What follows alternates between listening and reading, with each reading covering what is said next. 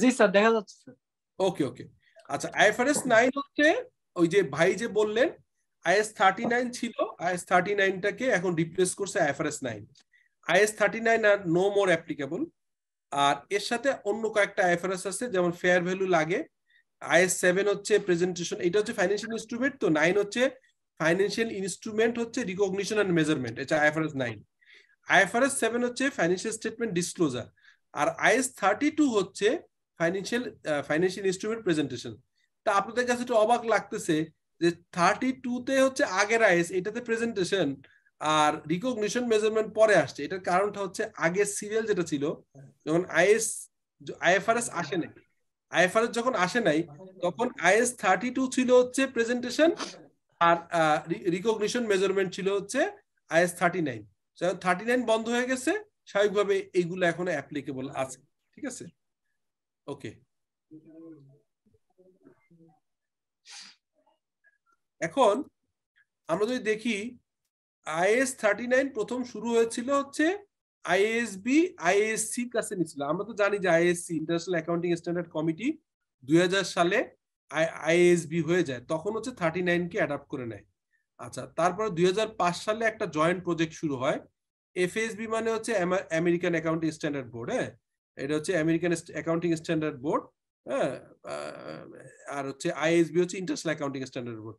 American accounting standard board এবং international accounting standard board, এই দুটার একটা জয়েন্ট প্রজেক্ট শুরু হয়। 2009 সালে এসে আপনার G20 কান্ট্রিগুলো এর সাথে কিছু ইস্যু আসে। তারপরে ফার্স্ট টাইম হচ্ছে আমরা দেখি যে first component of IFRS 9 partially এটা বের করে, মানে ফার্স্ট ড্রাফট আসে হচ্ছে 2009 সালে, এবং ফাইনালি 2014 সালে ফাইনালাইজ হয়, আর 2018 সালের হচ্ছে জানুয়ারি থেকে ইফেক্টিভ হয়। That was the IFRS 9. IFRS 9 is one of the complicated এবং মোর একটা বড় ধরনের আইএফআরএস, এবং এর ভিতরে অনেক ধরনের ইস্যু আছে। বাট আমরা আমাদের প্রয়োজনীয় জিনিসগুলো অত্যন্ত ইজি এবং সহজ করে বোঝার চেষ্টা করব, ডোন্ট ওয়ারি। এটা খুবই প্র্যাকটিক্যালি আমাদের প্রত্যেকেরই লাগবে। ফাইন্যান্সিয়াল রিপোর্টিং এর আইএফআরএস 9 ছাড়া কোনোভাবেই সম্ভব না। অনেকের একটা ভুল ধারণা থাকে, মাথায় কাজ করে ফাইন্যান্সিয়াল ইনস্ট্রুমেন্ট মানেই মনে হয় ব্যাংক রিলেটেড, যাদের আছে ব্যাংক বা অন্যদের জন্য অ্যাপ্লিকেবল। নো, এটা applicable for all the industry. যারা বাকিতে কেনে প্রোডাক্ট অথবা বাকিতে বিক্রি করে, তাদের প্রত্যেকেরই আইএফআরএস 9 লাগবে। কেন লাগবে আমি বুঝাই দিচ্ছি এখনই।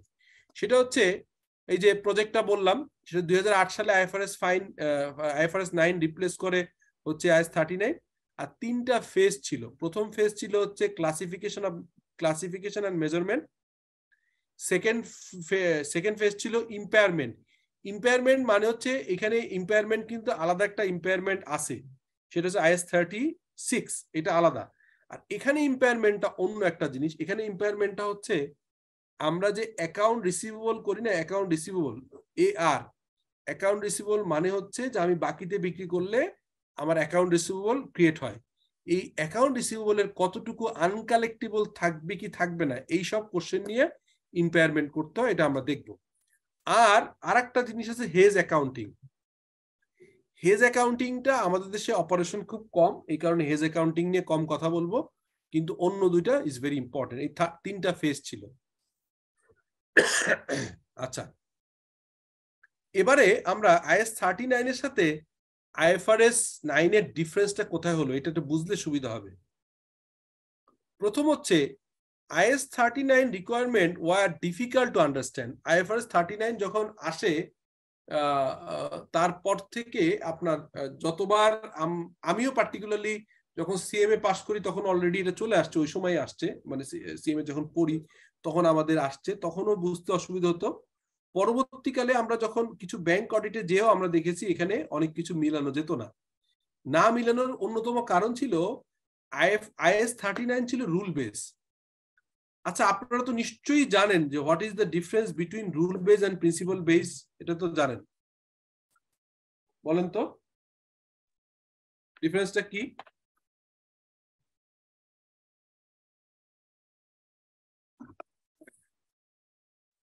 শোনা যাচ্ছে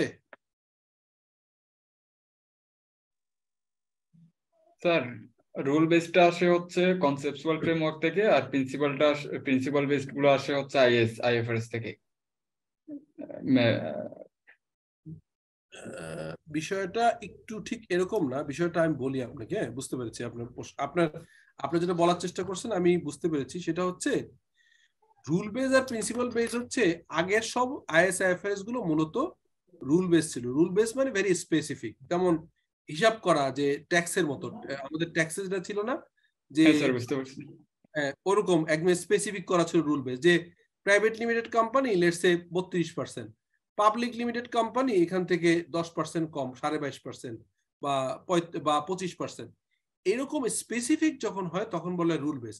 আর প্রিন্সিপাল বেস হচ্ছে দেয়ার ইজ অলওয়েজ অপশন, যে আপনি বিভিন্নভাবে ব্যাখ্যা করার সুযোগ আছে, আপনার আন্ডারস্ট্যান্ডিং কি নিয়ে আলোচনার সুযোগ আছে, নট নেসেসারি যে একদম স্পেসিফিক করা। তো আইএফআরএস 39 আগে ছিল রুল বেস, এখন এটা প্রিন্সিপাল বেস করা হয়েছে আইএফআরএস 9। তারপরে কি হয়েছে, some of the asset categories were confusing, available for sale.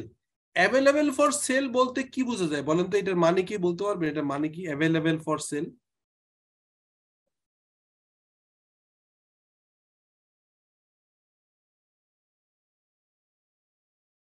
Available for sell মানে হচ্ছে যে এমন অ্যাসেট যেটা আপনার মোটামুটি আপনার হাতে রেডি আছে, আপনি আপাতত হোল্ড করছেন, চাইলে বিক্রি করে দিতে পারেন। যেমন আপনি স্কয়ার ফার্মার 1 লাখ শেয়ার কিনে রেখেছেন, তো আপনি চাইলে এটা আপনার কাছে আছে, এটা আপনি রেখে ডিভিডেন্ডও খেতে পারেন, মানে এখান থেকে ডিভিডেন্ড ইনকাম করতে পারেন। অথবা যদি 1 লাখ শেয়ার কেনা 300 টাকা করে, মার্কেট এখন 350 টাকা দাম হয়ে গেল, আপনি 50 টাকা গেইনে এটা বিক্রি করে ফেললেন, এই 1 লাখ পুরোটাও সেল করতে পারেন, 50% সেল করতে পারেন।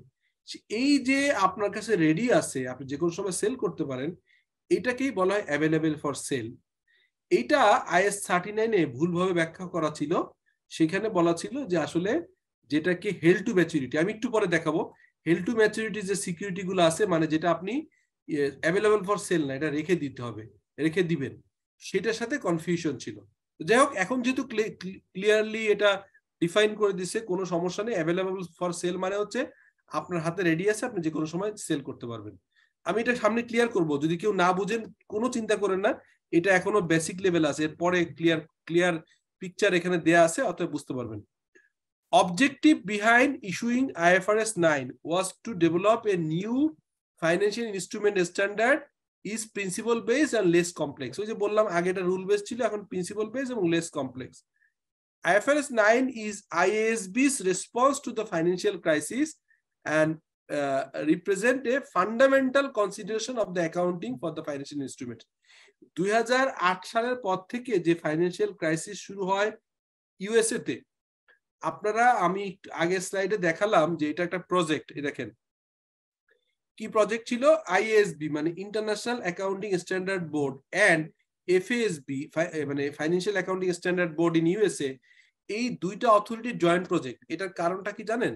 এটার কারণটা হচ্ছে যে ওই 2000 সালের পর থেকে অর্থাৎ এনরন কেস যখন হয়, তখন এইখানে কিছু মিস রিপোর্টিং ছিল, অর্থাৎ তাদের বেশ কিছু অ্যাসেট ফিকটিশিয়াস অ্যাসেট রিপোর্টিং করা ছিল, অ্যাসেটকে ওভারস্টেট করা হয়েছিল এবং ইনকামকে ওভারস্টেট করা হয়েছিল। সেই ক্রাইসিসের পরে ইউএস এর গ্যাপ যেটা ছিল, জেনারেলি অ্যাকসেপ্টেড অ্যাকাউন্টিং প্রিন্সিপাল, এবং এফএসবি, তারা আগে মনে করতো যে আমাদের রিপোর্টিং সিস্টেম এত কঠিন যে এখান থেকে কেউ ফাঁকিয়ে দিতে পারবে না, এখানে কোনো মিস রিপোর্টিং করা সম্ভব না। মানে ইউএস অথরিটির confidence was so high that তারা মনে করতো যে আমাদের যে রুলস রেগুলেশন আছে, আমাদের যে রিপোর্টিং আছে, স্ট্যান্ডার্ড আছে, এইটার থেকে কোনো কোম্পানি মিস রিপোর্ট করে, ফলস রিপোর্টিং করে কিছু করতে পারবে না বলে একটা ধারণা ছিল তাদের ভিতরে। কিন্তু এই যে এনরন কেস যে ঘটে 2000 সালের পরে, সেই সময় এসে একটা বড় ধরনের দুর্ঘটনা ঘটে সারা পৃথিবীতে। আপনার একটা প্রবলেম হয়, এই প্রবলেমের পরে একটা আইন তৈরি হয়, এই আইনটার নাম হচ্ছে কি আইন বলেন তো, একটা আইনটার নাম কি দেখি বলতে পারেন কিনা? সক্স। Service Oxley act. এই সক্স অ্যাক্টটা তখন আসে, হ্যাঁ, সক্স অ্যাক্টটা তখন আসে, এবং সক্স অ্যাক্টের পরে আমরা একটা ফাইন্যান্সিয়াল রিপোর্টিং এ সারা পৃথিবীতে একটা বড় ধরনের ধাক্কা আমরা দেখতে পারি। সেই ধাক্কারই পরিপ্রেক্ষিতে আইএএসবি এবং এফএসবি বলে যে না, এখন আর এইসব ভাবসাব নিয়ে লাভ নাই, আমরা এমন কিছু করি যাতে করে মিস রিপোর্টিং না হয়, যাতে ফিকটিশিয়াস অ্যাসেট অর্থাৎ ইনফ্লেটেড করে ব্যালেন্স শিট যেন কেউ না দেখাতে পারে। ফলে this is a very good, interesting এবং ভেরি রোবাস্ট একটা আইএফআরএস। এখানে আসলে আমি এগুলো না বলে সরাসরি যাই। এবার আপনি বলেন ফাইন্যান্সিয়াল ইনস্ট্রুমেন্ট বলতে কি বুঝেন? এখানে একটা সিম্পলিফাইড সংজ্ঞা দেয়া আছে, আমাকে এটা ব্যাখ্যা করে বলেন তো যে হোয়াট ইজ মানে ফাইন্যান্সিয়াল ইনস্ট্রুমেন্ট। আমাকে যে কেউ একজন বলেন, এখানে লেখা আছে বাট ব্যাখ্যা করে দেন একটু। স্যার আমার কোম্পানির যে শেয়ার বা এই জাতীয় যেগুলো আছে সেগুলোকে হচ্ছে ফাইন্যান্সিয়াল অ্যাসেট বলা হচ্ছে। আর অন্য কোম্পানির যদি কোনো ধরনের ইনস্ট্রুমেন্ট আমি কিনে থাকি সেটা হচ্ছে আমার জন্য ফাইন্যান্সিয়াল অ্যাসেট। তার মানে আপনি বলতে চাচ্ছেন যে আপনি যদি কোনো ইকুইটি সিকিউরিটি ইস্যু করেন অথবা হ্যাঁ ডেট স্যার। সিকিউরিটি ইস্যু করেন, অর্থাৎ সিকিউরিটি দেন, আপনি কমন স্টক ইস্যু করছেন, প্রেফার্ড স্টক ইস্যু করছেন অথবা বন্ড ইস্যু করছেন, হ্যাঁ এইটা স্যার। Financial liability. আর যদি অন্য কোম্পানির অ্যাসেট মানে ফাইন্যান্সিয়াল, আপনি যদি অন্য কোম্পানির অ্যাসেট যদি কিনেন, লাইক হচ্ছে অন্য কোম্পানির শেয়ার কিনেন, বন্ড কিনেন, সেটা আপনার ফাইন্যান্সিয়াল অ্যাসেট, তাই তো? হ্যাঁ স্যার। হ্যাঁ স্যার, আমি ইস্যু করলে সেটাও হচ্ছে অ্যাসেট হবে স্যার, যদি আমি রাইট, শেয়ার ইয়া করি। কিনেন না, আমি শেয়ার ইস্যু করলে স্যার। ইস্যু করলে আমার অ্যাসেট হয় কি হবে? এটা লাইবিলিটি। সরি সরি স্যার, হ্যাঁ ঠিক আছে okay. আমি অন্য কোম্পানিটা কিনলে আমার জন্য অ্যাসেট, আমি ইস্যু করলে সেটা হচ্ছে লাইবিলিটি ক্রিয়েট হচ্ছে স্যার, ইকুইটির আন্ডারে। হ্যাঁ স্যার। রাইট, এটা একটা পার্ট বলছেন, এছাড়া আরেকটা এছাড়া হচ্ছে স্যার ওই আমার অ্যাকাউন্টস রিসিভেবল আমার জন্য ফাইন্যান্সিয়াল অ্যাসেট, অ্যাকাউন্টস পেয়েবল আমার জন্য liability, financial liability. Exactly exactly. তার মানে অনেক কিছুই আছে। তারপর একটু সংক্ষেপে বলি, স্কোপ হচ্ছে all transaction involving financial instrument excluding, এখানে কি কি বাকি থাকবে, মানে এই আইএফআরএস 9 এর স্কোপের বাইরে থাকবে হচ্ছে investment in subsidiary and associate. এটা কোন আইএস বলেন তো, কেউ বলতে পারবেন? Investment in subsidiary and associate এটা কোথায় কোথায় যাবে বলেন তো? এটা 27 28, তারপর হচ্ছে আইএফআরএস হচ্ছে 3, আইএফআরএস 10, এগুলো ছাড়া। আর joint venture and joint arrangement এটা হচ্ছে আইএফআরএস 11। আইএফআরএস 11 ডিসক্লোজার, আর হচ্ছে আইএস 28 এ হচ্ছে বলা আছে। ঠিক আছে, আমরা এটা বুঝতে পারলাম, তো ক্লিয়ার। এখন দেখেন এইগুলো ছাড়া আর সবই ফাইন্যান্সিয়াল ইনস্ট্রুমেন্টের আওতায় পড়বে। কিরকম? Financial instrument a contract that gives rise to both financial asset and financial liability. একটু আগে যে ভাই বললেন উনি দুজনই রাইট বলছেন, প্রথম জন বলছেন একটা পার্ট, আর উনি আরো বড় করে বলছেন যে অ্যাকাউন্ট রিসিভেবল, অ্যাকাউন্ট পেয়েবল। আমরা সামনে আরো দেখব যে কোম্পানি যদি আরেকটা কোম্পানি শেয়ার হোল্ড করে তখন হয়ে যায় তার জন্য ফাইন্যান্সিয়াল অ্যাসেট। আর যে কোম্পানি ইস্যু করে সে কি করতে পারে? সে কিন্তু financial liability or equity instrument, সেটা কি লায়াবিলিটি হবে হচ্ছে যে বন্ড ছাড়ে, অথবা যদি সে ইকুইটি ছাড়ে, এইগুলো হচ্ছে তাদের আরেকটা কোম্পানির জন্য হবে হচ্ছে মূলত ইকুইটি ইনস্ট্রুমেন্ট অথবা ফাইন্যান্সিয়াল লায়াবিলিটি। সো এখানে এক্সাম্পল হচ্ছে পারচেজ শেয়ার। তো যদি এখানে কোম্পানি এক্স পারচেজ করে আর কোম্পানি ওয়াই যদি ইস্যু করে, কোম্পানি এ যদি পারচেজ করে ডিবেঞ্চার, কোম্পানি ওয়াই যদি ডিবেঞ্চার ইস্যু করে, অথবা কোম্পানি এ যদি গুডস পারচেজ করে আর এ যদি সেল করে, তাহলে যদি বাকিতে সেল করে তাহলে এর জন্য হবে হচ্ছে অ্যাকাউন্ট রিসিভেবল, এর জন্য হবে accounts payable. So investment in share, investment in debenture, account receivable, all are financial asset. Share issue, debenture issue, accounts payable, all are financial liability. Okay, so এটা আমরা বুঝতে পারলাম। তো ফাইন্যান্সিয়াল অ্যাসেটের যদি আরো ডিটেইলে বলি, তাহলে any asset that is cash also a financial asset. Cash অথবা cash equivalent, হ্যাঁ, cash or cash equivalent is a financial asset. An entity instrument of another entity, অন্য একটা কোম্পানির আপনি হচ্ছে কিনলেন, অন্য একটা কোম্পানির শেয়ার কিনলেন, এটাও। এই কথাটা কি বোঝাতে যায় বলেন তো? a contractual right to receive cash or another financial asset from another company. এই কথাটা অর্থ কি বুঝতে পারছেন? এটা এই যে কন্ট্রাকচুয়াল, আইএস এর ভাষায় বলা আছে এ contractual right to receive cash or another financial asset from of another entity, অথবা বলতেছে two exchange financial asset or financial liability with another entity under condition that the potentially favourable to the company. এটা মানে কি? এইটা contractual right, একটা example দেন। এটা sales হইতে পারে।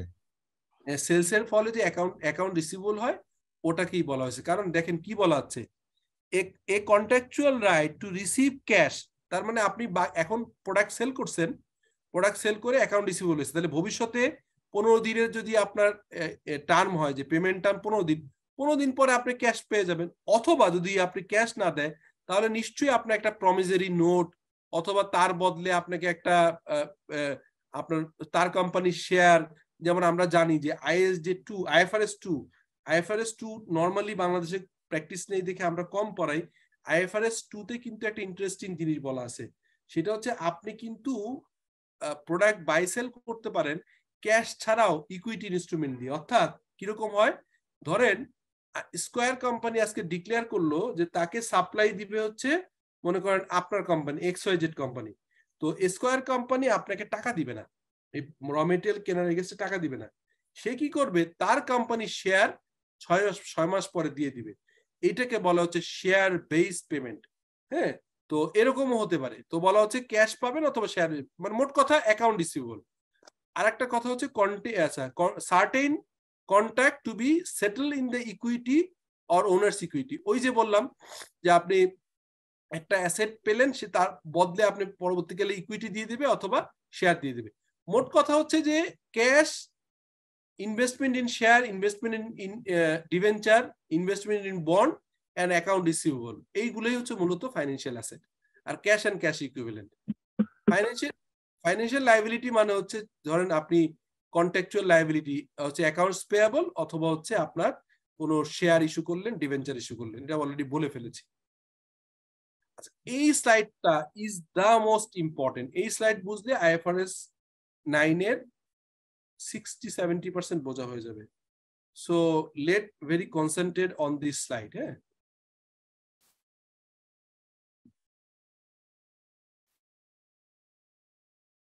চ্যাটে কে কি বলছেন? ওকে ওকে, একজন বলছে দিয়ে যাবে, অসুবিধা নেই, রেকর্ড পেয়ে যাবেন, অসুবিধা নেই। আইএফআরএস 14 একজন জানতে চাইছেন। আইএফআরএস 14 আজকে আর পারবো না, পরের দিন দেখাই দিব, অসুবিধা নেই। আচ্ছা, সেটা হচ্ছে যে ফাইন্যান্সিয়াল অ্যাসেট খুব মনোযোগ দিয়ে খেয়াল করেন। ফাইন্যান্সিয়াল অ্যাসেটের 2 রকম হতে পারে। আপনি যদি অন্য কোম্পানির ইকুইটি শেয়ার নেন তাহলে হবে ইকুইটি ইনস্ট্রুমেন্ট, আর আরেকটা কোম্পানি যদি ডেট সিকিউরিটি নেন অর্থাৎ বন্ড ডিবেঞ্চার হন তাহলে হচ্ছে ডেট সিকিউরিটি। এখন ইকুইটি সিকিউরিটি আবার 2টা মেথডে হতে পারে। একটাকে বলা হয় হেল্ড ফর ট্রেডিং, আর একটা যেটাকে আমরা বলতে পারি যে হেল্ড ফর ট্রেডিং অথবা অ্যাভেলেবল ফর সেল। আর একটা কি আছে, measured at not held for trading. Not held for trading মানে কি বলেন তো? এই কথাটা মানে কি নট হেল্ড ফর ট্রেডিং?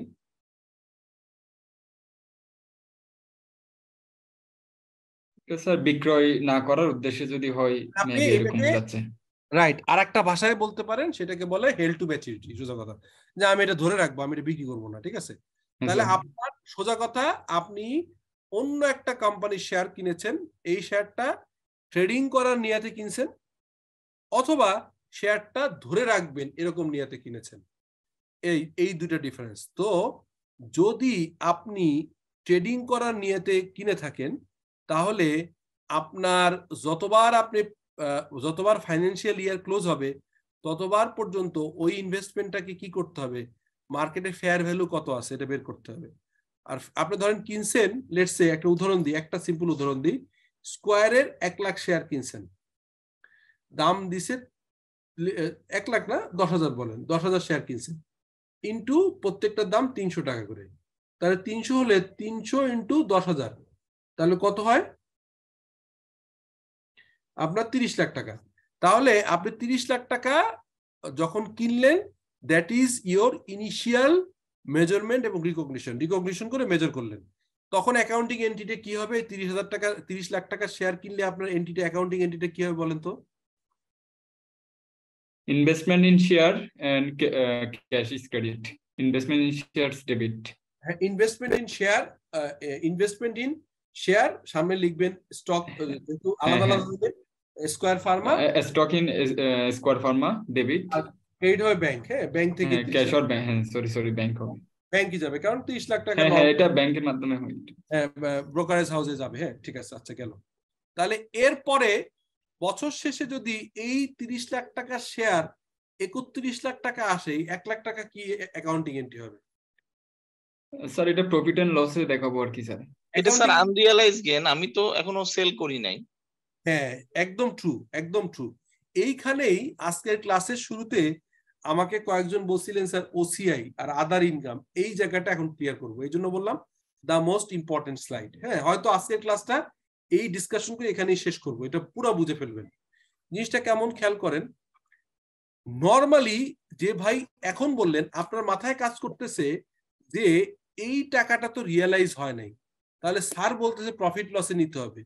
তো আমার তো মাথায় ইচ্ছা করতেছে, আমার তো মাথায় এটা আছে that should B A OCI item, যেহেতু এখনো রিয়েলাইজ হয় নাই। এটাই না আপনার মাথায় আসলো না যে ভাই বললেন কি জন্য কথাটা বললেন একটু আগে? আচ্ছা জি, আপনি বললেন যে আপনার মাথায় আসলো, কিন্তু এটা হওয়ার দরকার ছিল যে এটা ওসিআই তে যাওয়ার কথা ছিল, কিন্তু এটা একটা রং। কেন রং আমি বলছি আপনাকে, ব্যাখ্যাটা কারণটা পরে ব্যাখ্যা করতেছি, আগে বলি। এটা আইএফআরএস 9 বলছে নো, যদি আপনি হেল্ড ফর ট্রেডিং হন, অর্থাৎ আপনি শেয়ার কিনতেছেন, উদ্দেশ্য আজকে কিনবেন কালকে বেচবেন, আবার কিনবেন আবার বেচবেন, যেটা আমরা করে থাকি, এটা যদি হয় আপনার ডিসিশন, এটা যদি হয় আপনার বিজনেস মডেল, এখানে একটা বিজনেস মডেলটা যদি তাই হয়, তাহলে আপনি ইনিশিয়াল কেনার পরে যতবার ফাইন্যান্সিয়াল ইয়ারের টাইম ক্লোজ হবে, সেটা যদি 1 মাস অ্যাকাউন্টস ক্লোজ করেন 1 মাস, 6 মাসের 6 মাস, নর্মালি 1 বছরে আমরা করি। ওই যে পিরিয়ড এন্ডে যখন আমি বছর বা পিরিয়ড শেষ করছি, তখন আমাকে যেটা করতে হবে, 30 লাখ টাকার যদি 31 লাখ টাকা হয়, এই 1 লাখ টাকার জন্য আমাকে অ্যাকাউন্টিং এন্ট্রি হবে হচ্ছে যে আপনার ইনভেস্টমেন্ট ইন শেয়ার ডেবিট হয়ে যাবে 1 লাখ টাকা, আর নিচে হবে আদার ইনকাম, যেটা প্রফিট লসে যাবে। নর্মালি এটা ওসিআই তে যাওয়ার মতোই আমাদের মনে হয়, কিন্তু এটা ওসিআই তে যাবে না। এটা হচ্ছে ডিসিশন হচ্ছে আইএফআরএস 9, যে যদি হেল্ড ফর সেল হয়, অ্যাভেলেবেল ফর সেল হয়, অথবা হেল্ড ফর ট্রেডিং হয়, তাহলে এটাকে আপনাকে প্রফিট লসেই নিতে হবে। এখানে একটা কিন্তু আছে, কিন্তুটা হচ্ছে খুব খেয়াল করেন, আপনার কাছে মনে হলো যে আমি তখন গেইন দেখালাম, উল্টা তো হইতে পারে। খেয়াল করেন যে 30 লাখ টাকা শেয়ার কিনছেন, হয়ে গেছে 20 লাখ টাকা। খুব মনোযোগ দিয়ে খেয়াল করেন, 30 লাখ টাকার শেয়ার কিনেছিলেন, মার্কেট তো কন্টিনিউয়াসলি পড়ছে, বাংলাদেশ মার্কেটেও পড়ছে, কন্টিনিউয়াসলি পড়ছে, সেটা হয়ে গেছে 20 লাখ। এখন যদি এই 10 লাখ টাকা ইনকাম স্টেটমেন্টে চার্জ করি, তাহলে অ্যাকাউন্টিংটা কি হবে? প্রফিট অ্যান্ড লস ডেবিট হবে, অর্থাৎ খরচ চার্জ হবে, মানে আদার লস প্রফিট অ্যান্ড লসে আদার লস হিসেবে প্রফিট লসে 10 লাখ টাকা চার্জ হবে, আর investment in stock, investment in share of square company. আচ্ছা এখন দেখেন, তাহলে এই 10 লাখ টাকা আপনি কিছুই করেননি, বিক্রিও করেন না, কিন্তু যদি আপনি এইটা করেন, তাহলে ইপিএস এ অটোমেটিকলি এটা হিট করে না? এই পর্যন্ত বোঝা গেছে কথাটা? কারো কোনো কোশ্চেন আছে এই পর্যন্ত আমি যে কথাটা বললাম? হ্যাঁ স্যার বুঝতে পারছি স্যার। এখানে একটা অপশন আছে, তখন আপনি বলতে পারেন যে না, আমার একটা এখানে আইএফআরএস 9 একটা অপশন দিয়েছে, আপনি একটা চয়েস করতে পারেন। আইএফআরএস 9 এর রিকমেন্ডেশন না শুনে, খেয়াল করেন মনোযোগ দিয়ে কথাটা, আইএফআরএস 9 বলতেছে প্রফিট লসে তুমি দাও, তা আপনি বললেন না, আপনাকে অপশন দেয়া আছে যে আইএফআরএস এর কথা না শুনে তোমার একটা অপশন আছে, তুমি চাইলে এটা ওসিআই তে নিতে পারো। তাহলে আপনি এখানে প্রফিট লসে না নিয়ে ওসিআই তে নিতে পারেন, কিন্তু একবার যদি ওসিআই তে আপনি এটা ট্রিট করেন, এইটাকে কোনোদিনই আর প্রফিট লসে হিট করাতে পারবেন না। কিরকম আমি বলি, ধরেন আমি এটা একটা এক্সেলে দেখাই, এটা জিনিসটা এটা একটু এক্সেলে দেখাইলে একটু ক্লিয়ার হবে, যেহেতু প্র্যাকটিক্যালি বুঝতে চাচ্ছি। একটু একটা এক্সেল শিট খুলিয়ে, তাহলে জিনিসটা সুবিধা হবে, নাহলে আপনাদের বুঝাইতে আমার জন্য একটু কষ্ট হচ্ছে। আই হোপ যে এটা খুব ক্লিয়ারলি বুঝতে পারবেন। স্যার এখানে ওই যে ইয়ার এন্ডিং এ যে পেয়ার ভ্যালুটা, এটা আমার পাবলিকলি স্টক এক্সচেঞ্জের তালিকাভুক্ত হলে আমি ডাটাটা পাচ্ছি, যদি এটা প্রাইভেট লিমিটেড হয় সেক্ষেত্রে আমি কিভাবে নেব sir? Good question, very good question. এটার আনসার দিচ্ছি, এটার আনসার এখনই দিব ইনশাআল্লাহ, দিচ্ছি। আমি একটা এক্সেল শিট খুলি, তাহলে আপনাদের জন্য সুবিধা হবে। সরি, যেহেতু আমি বলছি যে আজকে ক্লাসটা আমরা একটু ইন্টারেক্টিভ নিব, এটা হচ্ছে লিখি IFRS 9।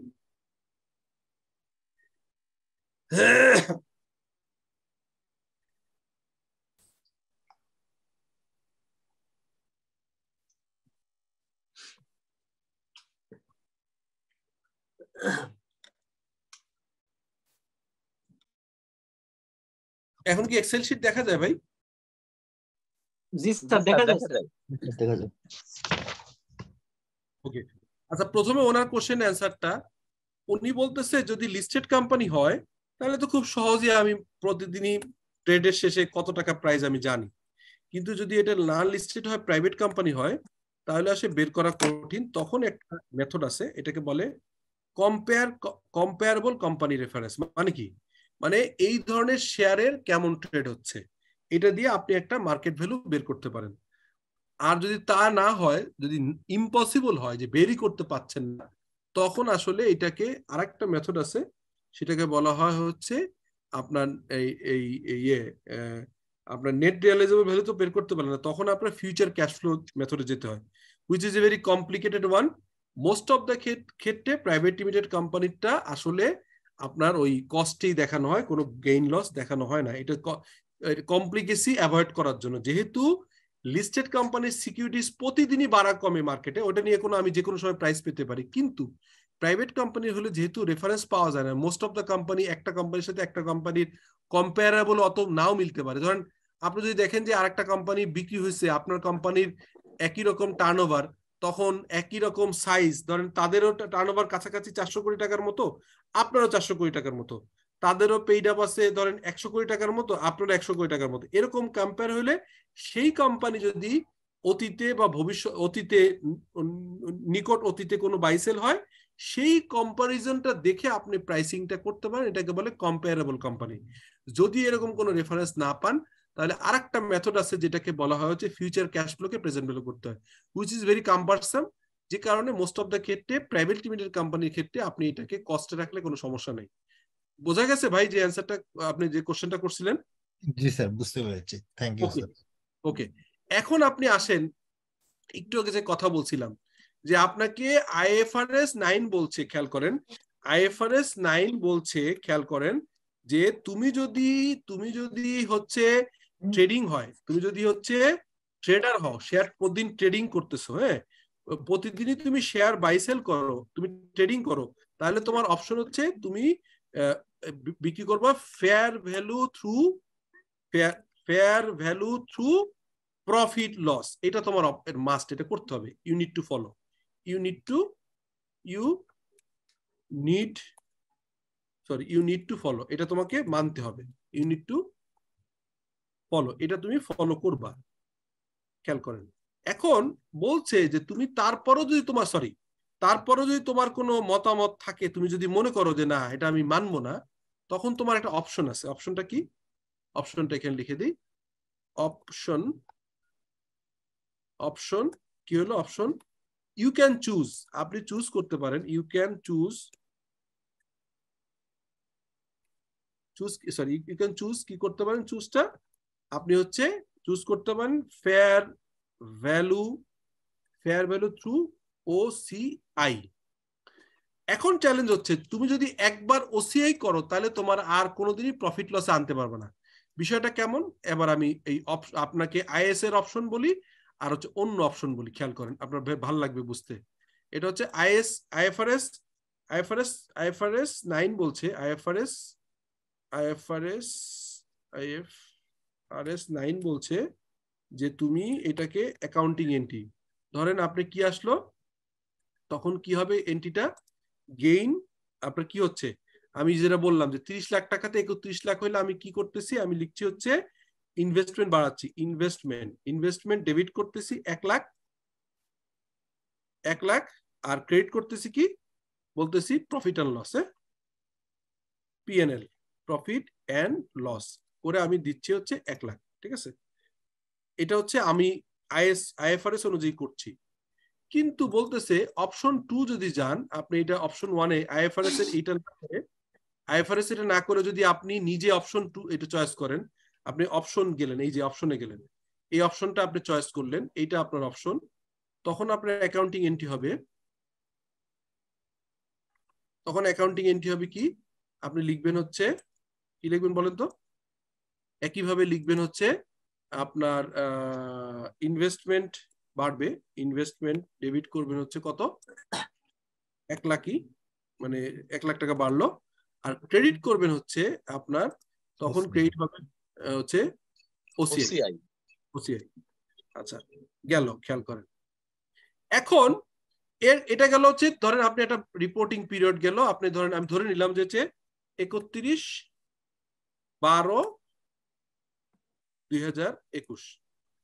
এর পরের বছর আবার দেখেন 2000 একটু আগে করি তাহলে সুবিধা হবে, কয়েকটা বছর দেখাইতে পারবো। 20 সালে ছিল। তারপরে আমি কি করলাম, আমি এবার এটাকে 21 সালে এসে আমার কি হলো, আমি আর বাই সেল করিনি, এটাই রাখছি বোঝানোর জন্য বলতেছি। 21 সালে এসে আবার এটার দাম হয়ে গেল হচ্ছে, মনে করেন আরো মানে 5 লাখ টাকা বেড়ে গেল, ঠিক আছে? আরো 5 লাখ টাকা বেড়ে গেল। 5 লাখ টাকা বেড়ে গেলে কি হবে, এই এন্ট্রিটা আবার কপি করে ফেলি বারবার না লিখে, 5 লাখ টাকা, সরি 5 লাখ না, আরো ধরেন 2 লাখ টাকা বেড়ে গেল লেটস সে, তাহলে এইটাই আমি তখন কি করব, খেয়াল করেন, এখানে লিখবো হচ্ছে 2 লাখ টাকা গেইন, তখন মানে সরি 2 লাখ টাকা গেইন, এটা আবার আপনার ইনভেস্টমেন্ট বেড়ে গেল। ওকে, আর এখানে কি হলো, এখানে এই জিনিসই করব, সরি এটা কি আমরা করব,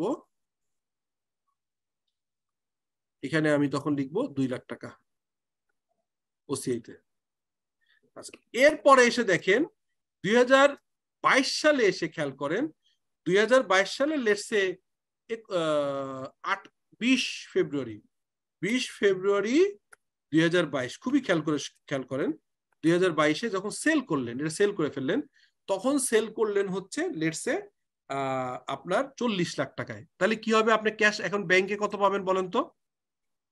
ব্যাংকে কত পাবেন? 40 লাখ, সরি 40 লাখ না, 40 লাখ হলে কত হয়? 400K না, 40 লাখ স্যার, 4000K। 4000K, ওকে 4000K। তাহলে আপনি এখন বলেন 4000K, এখন আপনি বলেন তো এখানে ভ্যালু কত দাঁড়াইছিল মোট যোগ করে বলেন তো? ছিল হচ্ছে আপনার 30, হ্যাঁ 33 লাখ। 33, ওকে আপনি 33, তাহলে 33 হলে তাহলে ইনভেস্টমেন্ট ক্রেডিট হবে কত? 33 লাখ। ইনভেস্টমেন্ট হবে 33 লাখ। তাহলে এখানে 300, শুনুন এদিকে হলে আমরা বুঝতেছি, কোনো অসুবিধা নেই, মনে হয় ঠিকই আছে এটা এই।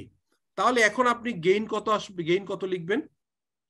7K না, গেইন অন সেল কত হয় বলেন দেখি, এবার আরেকজন বলেন, এটা হয়নি, 7K না, কত হয় বলেন?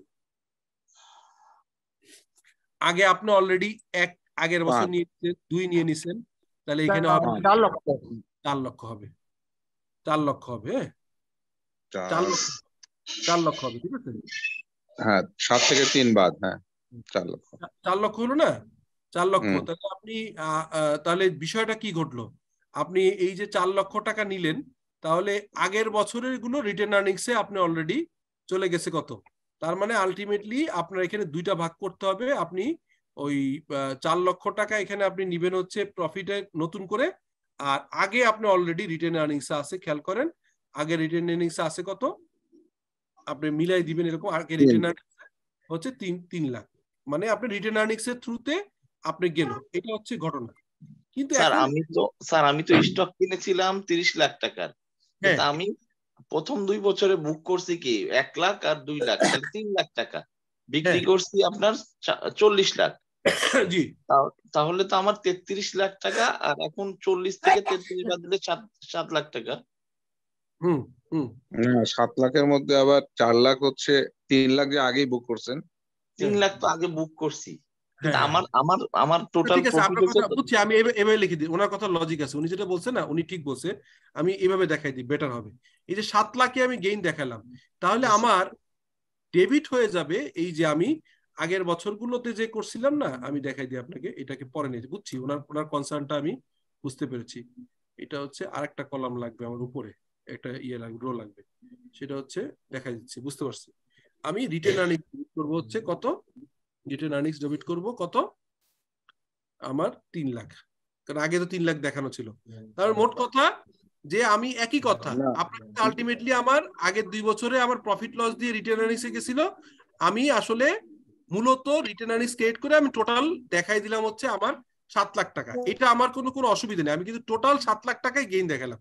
কিন্তু দেখেন তাহলে ওখানে এইখানে ব্যাংকে কি প্রবলেম হবে, 37 হবে না? ব্যাংকটা কি 3700 হবে?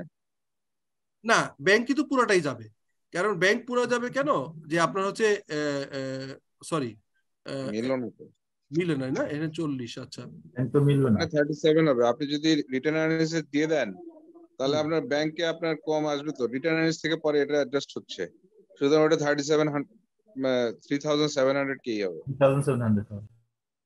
না আপনার টাকা তো আপনি পুরোটাই পেয়েছেন, টাকা তো কোম্পানি অ্যাকাউন্টিং যাই হোক না কেন, আপনি কিন্তু বিক্রি করে টাকা সমান পেয়েছেন। এই যে এটা ঠিক আছে, আমি ভুল বলছি, এটা ঠিক আছে, মানে মানে রিটার্ন আর্নিংস আপনাকে আনতেই হবে। রাইট রাইট, রিটেন আর্নিংসটা আপনাকে আনতেই হবে, কারণ রিটেন আর্নিংস এর ওই ফিগারটা আগে আপনি নিয়ে ফেলছেন, আর এখন আপনি হচ্ছে এটার আসলে ঘটনা কি হয় জানেন, এটা আমরা ওই যে রিভার্সাল এন্ট্রি দিই বছর শেষে, সেভাবে আসে। তো মোট কথা আপনি টাকা 40 পেয়েছেন, কিন্তু এইখানে যে সমস্যাটা হবে, এইখানে আপনি কোনোদিনই আর প্রফিট লসে আনতে পারবেন না। এটা সরাসরি যদি এখন এই ঘটনাটা ঘটে, এখানে খেয়াল করেন, এই যে কপি এখানে পেস্ট করি, পেস্ট করলে আপনি যেটা হবে দেখেন, খেয়াল করেন, এখানে আপনি ব্যাংকে ঠিকই টাকা পাচ্ছেন, এই ইনভেস্টমেন্টের 33ই যাবে, ইনভেস্টমেন্ট 33ই যাবে, আর এই গেইনটা কোনো গেইন শো করবে না, বাদ বাকি পুরো টাকাটা সরাসরি যাবে কোথায় বলেন তো, পুরো টাকাটাই যাবে হচ্ছে রিটেন আর্নিংস। তার মানে কোনো সময় আমার, আর হচ্ছে ওসিআই তো আছেই, ওসিআই তো আছে, আগে ওসিআই টাকাটা আছে, ঠিক আছে, ওসিআই তে থাকবে। চ্যালেঞ্জটা কোথায় দেখেন, ওসিআই থাকবে 3। এখন দেখেন প্রবলেমটা হচ্ছে কি, দুইটার ভিতরে ডিফারেন্সটা কি বলেন, আমি এই টাকাটা জীবনে আর আমার ইপিএস হিট করবে না, ইপিএস এ কখনোই, ইপিএস এ এই যে দুইটার ভিতরে ডিফারেন্স হচ্ছে, এখানে ইপিএস এ আমি টোটাল কোম্পানির 3 বছরের ভিতরে ইপিএস হিট করাচ্ছি, খেয়াল করেন, কিন্তু এখানে ইপিএস ইম্প্যাক্টেড, এখানে ইপিএস এ প্রফিট শো করছে, ইপিএস শোজ দা হচ্ছে গেইন, মানে গেইন অফ শেয়ারস, এই শেয়ারের গেইনটা ইপিএস এ শো করছে, কিন্তু এখানে কোনো ইপিএস এ কোনো রিফ্লেকশন নেই, no reflection,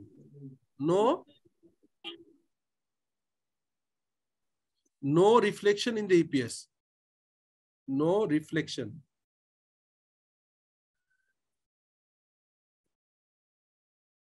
no reflection in EPS। এই কথাটা কি বোঝা গেল জিনিসটা, বলেন তো? হ্যাঁ স্যার, বুঝতে পারছি স্যার, এটা ইপিএস আসবে না স্যার। হ্যাঁ, কেন আসতেছে না বলেন তো, লজিকটা কি?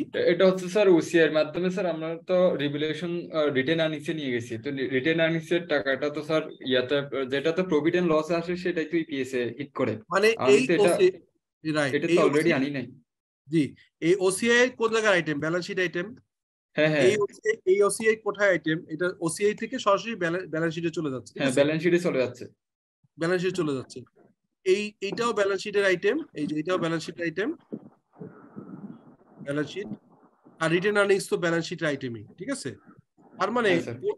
কোনো ইনকাম স্টেটমেন্ট হিট করছে না, কিন্তু এইখানে দেখেন এই যে গেইনটা, এটা কোথায়, ইনকাম স্টেটমেন্ট, এটা স্যার ইনকাম স্টেটমেন্টে আসতেছে, এজন্য ইপিএস হিট করবে, ইনকাম স্টেটমেন্ট হিট করবে, আইএস হিট করছে, ঠিক আছে, এবং বছর টু বছরও ইপিএসসি কিন্তু হিট করতেছে, এখানেও is item, income statement item, ঠিক আছে। সেই ক্ষেত্রে স্যার কোন অপশনটা ভালো হবে স্যার? আচ্ছা বলছি, একটু হ্যাঁ, আপনি ভেরি গুড কোশ্চেন করছেন, আমি এখনই বলেছি। এর সাথে একটু অ্যাড করবেন কি, আমার এই 4000 কে আর এই পাশে তো মিলছে না। কোনটা ভাই? স্যার এটা ঠিক আছে স্যার, আমাদের মিলতেছে না, এই পাঁচটা না ওসিআই, আমরা রিটার্ন আর্নিং ইনভেস্টমেন্ট আর ওসিআই যদি আমি একবারে দিয়ে দিই এখানে, তাহলে 700 3300 আর 300 মিললে না 4000-এ। ও আচ্ছা আচ্ছা আচ্ছা আচ্ছা, এটা সরি এটা নতুন করে হবে 400, সরি আমি ভুল বলছি, 400 হবে, সরি, ঠিক আছে। এবার মানে আগে তো 300 নিয়ে ফেলছেন, নতুন করে 400 নেবেন, রাইট, থ্যাংক ইউ, কারণ এটা 400 করেই যাবে, হ্যাঁ। আচ্ছা এবার আসেন আপনি একটা স্যার জিনিস এখানে দেখেন। আরেকটা মিস্টেক আছে স্যার। কোনটা বলেন তো? স্যার এদিকে একটা মিস্টেক আছে আগেরটাতে স্যার। আগেরটাতে এটা হচ্ছে এটা স্যার 43 লক্ষ হয়ে যাচ্ছে। হ্যাঁ স্যার। ও তাহলে 4300 করলে তাহলে 3 লাগবে না। ওটা না, ওটাও 400 হবে আর কি। গেইন অন সেল মানে রিটার্ন আর্নিংস 300 হলে মানে ও এটা 400 হবে, 400 হবে। নতুন করে 400 হবে, ঠিক আছে, ওকে ফাইন। তাহলে এখন দেখেন মানে যে কথাটা আমি এই এন্ট্রি আপনি ভুলে যান, মেইন সমস্যা কি দেখেন যে এখানে কোনো সময় আর আপনি কিন্তু ইপিএস এ দেখাইতে পারলেন না, আর এই ইপিএস এ দেখাইতে পারলেন সব সময় ইপিএস, আর এখানে কখনোই ইপিএস এ দেখাইতে পারলেন না।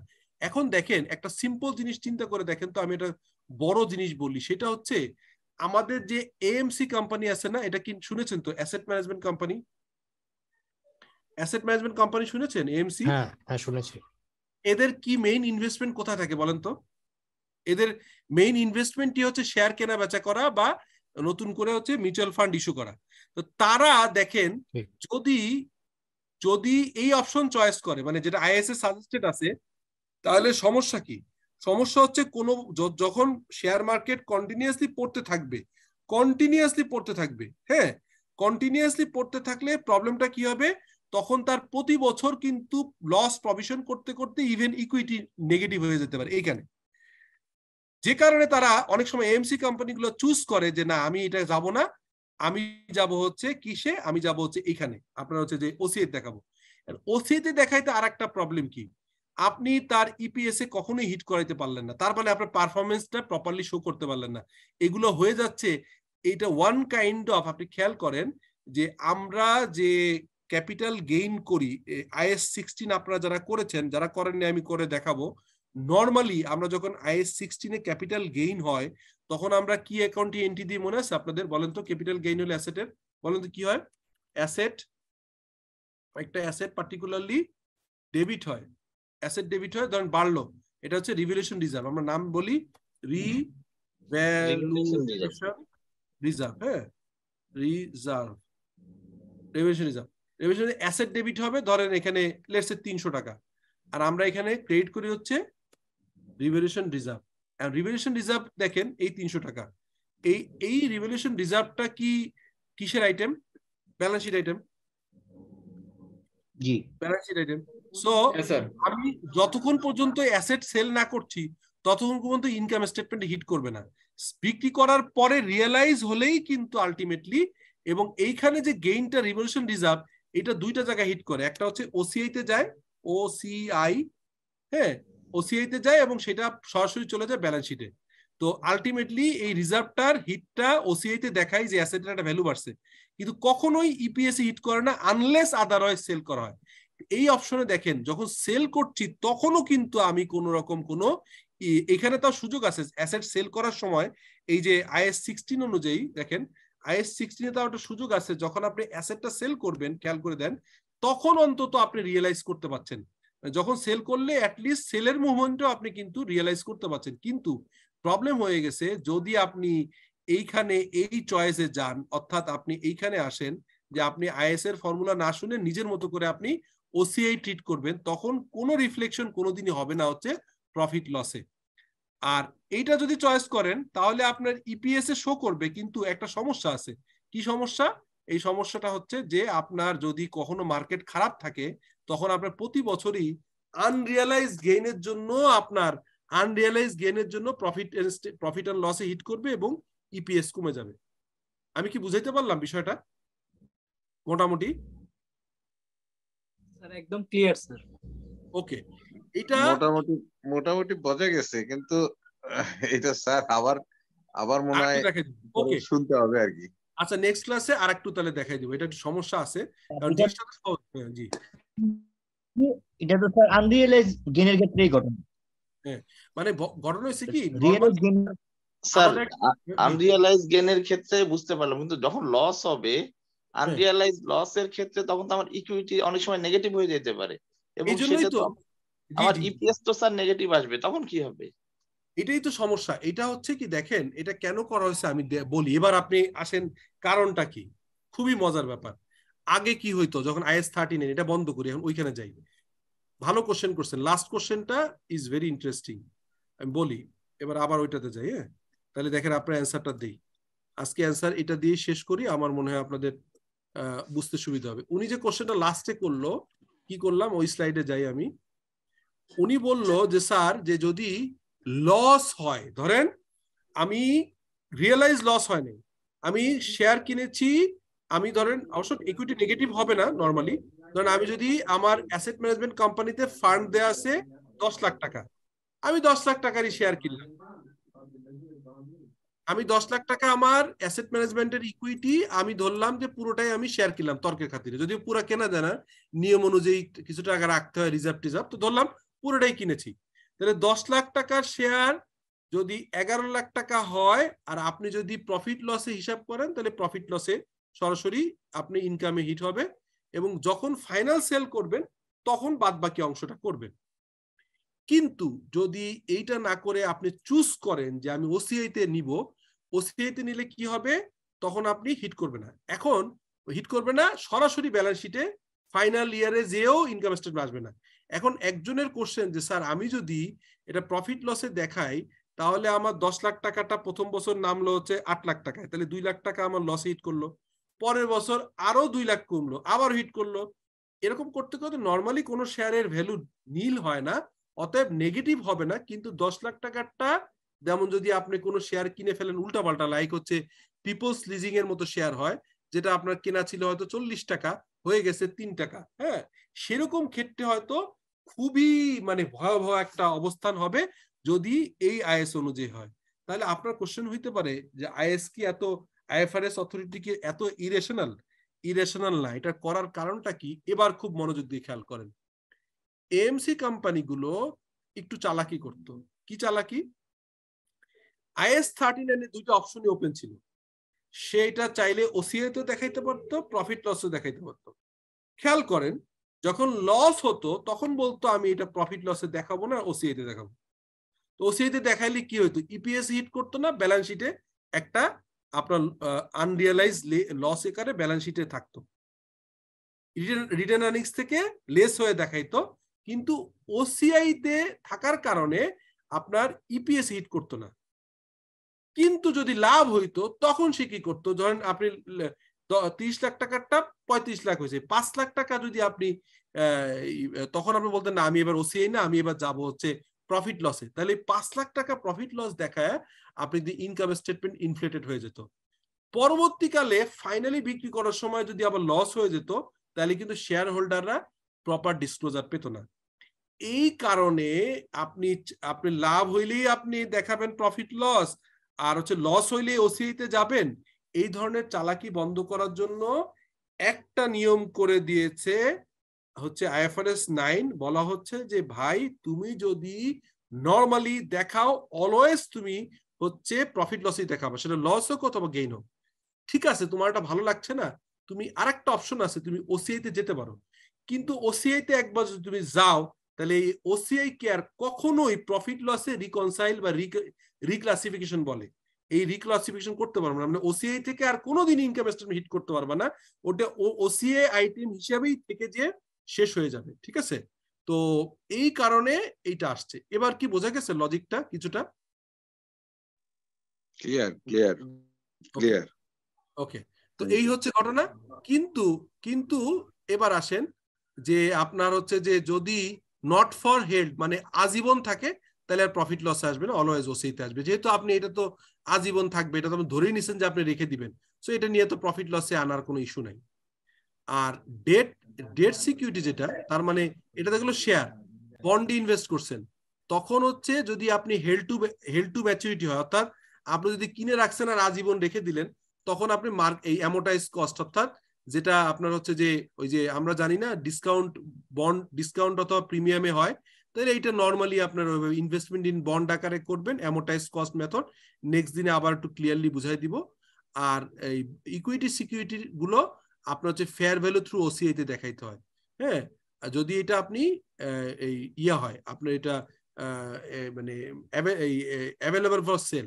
আর যদি এমন হয় যে আপনি বন্ড কিনছেন 2 দিন পরে বিক্রি করবেন, তখন আপনাকে এটা আপনি fair value through profit and loss দেখাইতে পারেন। সো এখানে অপশন যেটা 2টা দেখালেন, এখানে 3টা হয়ে গেল। একটা হচ্ছে যদি এমন হয় যে আপনি একদম হেল্ড টু ম্যাচুরিটি, এই যে আপনার ইন্টেনশন কি হয়েছে, amortise cost, your intention business model হচ্ছে intention to hold the maturity, যদি এরকম আজীবন রেখে দেওয়ার ইচ্ছা থাকে। আর কন্ট্রাকচুয়াল ক্যাশ ফ্লো মানে হচ্ছে প্রতি বছর খালি আপনি ইন্টারেস্টটা রিয়েলাইজ করবেন, প্রতি বছর ইন্টারেস্ট নেবেন আর এটা আজীবন রেখে দিবেন। তখন বিজনেস মডেল হইলে এটা অ্যামোর্টাইজ কস্ট মেথড বলে। অর্থাৎ বন্ড আপনি 1000 টাকার বন্ড 1100 টাকায় কিনতে পারেন, 900 টাকাও কিনতে পারেন। এই গ্যাপটাকে অ্যামোর্টাইজ করে, লাইক হচ্ছে যে আমরা ব্যাংকে যেমন অ্যামোর্টাইজেশন শিডিউল করি এভাবে করে। যদি এটা না বুঝেন নেক্সট দিন এটা বুঝাই দিব অ্যামোর্টাইজেশন শিডিউলটা। আর 2টা অপশন, একটা হচ্ছে ফেয়ার ভ্যালু টু ওসিআই, যদি হয় intend to hold but can sell when price favourable, অর্থাৎ অ্যাভেলেবল ফর সেল। আপনি রেখে দিলেন, আপাতত প্রফিট খাচ্ছেন, কিন্তু ভবিষ্যতে আপনি আপনি দাম বেড়ে গেলে বিক্রি করতে পারেন, তখন ওসিআই। আর আপনি যদি এটা ইন্টেনশন যে প্রতিদিন কিনবেন আর বেচবেন, প্রতিদিন কিনবেন আর বেচবেন, তাহলে অবভিয়াসলি আপনাকে এটাকে আসলে প্রফিট লসে নিতে হবে। সো এটা একটু মনে হয় একটু আপনাদের কাছে একটু গন্ডগোল লাগলেও লাগতে পারে, তারপরেও ভিডিওটা আরেকবার দেখেন, এবং এটা আমি প্রয়োজনে আরেকবার রিপিট করবো। একটু কঠিন আছে এটা, ঠিক আছে, আইএফআরএসটা একটু কঠিন আছে। সো আজকে অনেক বেশি লোড গেল, আমার মনে হয় আজকে শেষ করি।